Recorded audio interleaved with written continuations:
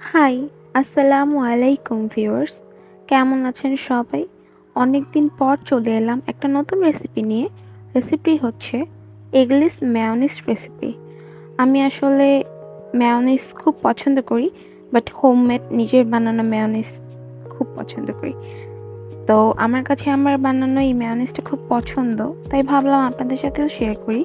এখানে আমি মেয়োনিজ বানানোর জন্য যা যা দরকার সবগুলো ইনগ্রেডিয়েন্টস নিয়ে নিয়েছি, দেখে নিন। সো দেখুন, এখানে আমি নিয়ে নিয়েছি কুকিং অয়েল, দেন লেমন, দেন ব্ল্যাক পেপার, এখানে নিয়ে নিয়েছি সুগার, এখানে নিয়ে নিয়েছি টমেটো সস, এখানে নিয়ে নিয়েছি চিলি পাউডার, এখানে নিয়েছি লবণ। সো এগুলো আমি একবার করে দেখিয়ে দিচ্ছি, জাস্ট একটু সৌন্দর্যের জন্য। এবার আমি সব কিছু ব্লেন্ডার জারে এক এক করে নিয়ে নেব। এটা হচ্ছে ঠান্ডা দুধ, এটা আমি কিছুক্ষণ আগে বের করে রেখেছিলাম। আমি দুধ নিয়েছি 2 কাপ, 2 কাপের একটু বেশি, হ্যাঁ 2 কাপের মতো দুধ নিয়েছি। তারপর এবার সেকেন্ড কাপ দিয়ে দিচ্ছি। এভাবে করে 2 কাপ একসাথে নিয়ে নিলাম দুধ। এবার আমি দিয়ে দিব ব্ল্যাক পেপার, মানে গোলমরিচের গুঁড়ো। এগুলো হচ্ছে সাদা কালো মিক্সড গোলমরিচের গুঁড়ো। এগুলো আমি দুইটাই নিয়েছি, অ্যান্ড আমি এগুলো আস্ত নিয়েছি। ব্লেন্ডার করার সময় এটা অটোমেটিক গুঁড়ো হয়ে যাবে, তাই আমি গুঁড়ো করে নিইনি, আস্তই নিয়ে নিয়েছি। এবার আমি দিয়ে দিব লেবু, হালকা চিপড়ে দিয়ে দিব লেবু। আমি বেশি নেইনি, একটা লেবুর নিচের একটু অংশই কেটে লেবু দিয়ে দিয়েছি।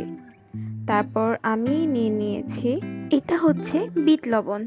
এটা বাজারে ইজিলি পাওয়া যায়। আমি বিট লবণের গুঁড়ো না নিয়ে আস্ত একটা বিট লবণ নিয়ে নিয়েছি। আস্ত বলতে এগুলো বড় বড় সাইজে পাওয়া যায়, বাট আমি টুকরো করে একটুখানি নিয়ে নিয়েছি। এবার আমি দিচ্ছি মরিচের গুঁড়ো। মরিচের গুঁড়ো দেওয়ার ফলে আমাদের মেয়োনিজটা একটু ঝাল ঝাল ভাব আসবে। আমার একটু বেশি ঝাল পছন্দ, তাই আমি 1 চা চামচ মরিচের গুঁড়ো দিচ্ছি। আপনারা চাইলে কমও নিতে পারেন। এবার আমি দিয়ে দিচ্ছি টমেটো সস। টমেটো সস আমি 1 চা চামচ দিচ্ছি। চাইলে আপনারা একটু বেশিও দিতে পারেন আপনাদের মন মতো। এবার আমি দিয়ে দিচ্ছি চিনি। আমি এখানে চিনি নিয়েছি ছোট একটা কাপে। এখান থেকে আমি 1 চামচ, 2 চামচ, 3 চামচ, 4 চামচ চিনি দিয়ে দিলাম। আমি এখানে আপাতত 4 চামচ চিনি অ্যাড করলাম। এবার আমি দিয়ে দিব ভিনেগার। এটা অপশনাল, আমরা যেহেতু লেবু ইউজ করেছি তাই ভিনেগারটা না নিলেও চলে। আমার কাছে ছিল তাই আমি দিলাম, আর পার্সোনালি আমার ভিনেগার ফ্লেভারটা খুব ভালো লাগে। ভিনেগার দেওয়ার আরেকটা রিজন হচ্ছে এই জাতীয় খাবারকে অনেকদিন সংরক্ষণ করে রাখা সম্ভব হয়, এই জন্য আমরা ভিনেগার ইউজ করে থাকি। এবার আমি নিয়ে নিচ্ছি তেল। এখানে আমি 1 কাপ তেল একটু একটু করে অ্যাড করব।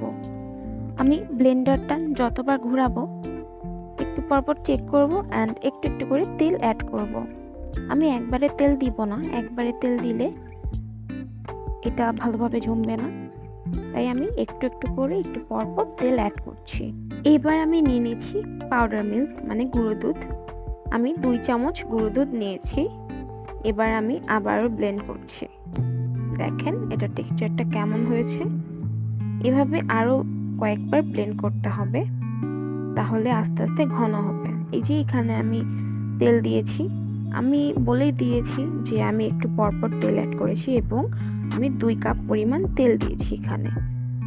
আমার এখানে একটা বয়ম, মানে একটা জার মেয়োনিজ হয়েছে।